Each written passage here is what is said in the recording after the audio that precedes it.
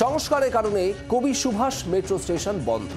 যাত্রীদের ভোগান্তি কমাতে শাটল বাস রাজ্য পরিবহন দপ্তরের। কবি সুভাষ থেকে ক্ষুদিরাম মেট্রো স্টেশন পর্যন্ত শাটল বাস। প্রতিটি শাটল বাসে 32টি আসন থাকছে। শাটল বাসের জন্য ভাড়া নির্ধারিত 10 টাকা।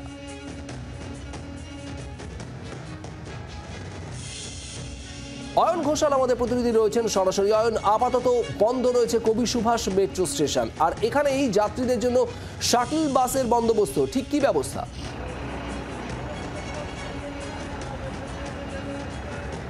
এটা পরিষ্কার যে 2025 সালে আর নিউ গড়িয়ার লাগোয়া মেট্রো স্টেশন কবি সুভাষ সাধারণ মানুষ ব্যবহার করতে পারবেন না, কারণ কবি সুভাষকে নতুন করে ঢেলে সাজানোর জন্য এবং পুনর্নির্মাণের জন্য অন্তত 9 থেকে 11 মাস পর্যন্ত সময় লাগতে পারে।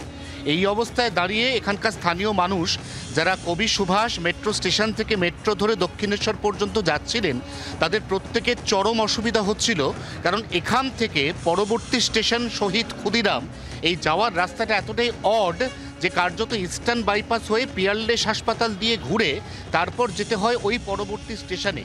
এক্ষেত্রে যথেচ্ছ ভাড়া হাঁকছিল অটো। কোনো জায়গাতে সেই বর্ধিত ভাড়ার পরিমাণ 25 থেকে 40 টাকা পর্যন্ত হয়ে যাচ্ছিল এবং সাধারণ মানুষের একটা চরম অসুবিধা। সে অসুবিধার কথা অনুধাবন করে রাজ্যের পরিবহন দপ্তর এই ধরনের বাস, যার সিটিং ক্যাপাসিটি 37+1, এই ধরনের শাটল বাস চালু করে দিলেন আজ সকাল 8টা থেকে।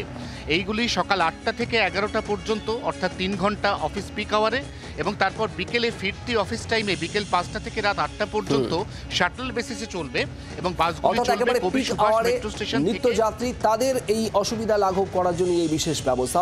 ধন্যবাদ। বাংলার আওয়াজ, বাঙালির আবেগ, জি 24 ঘন্টা।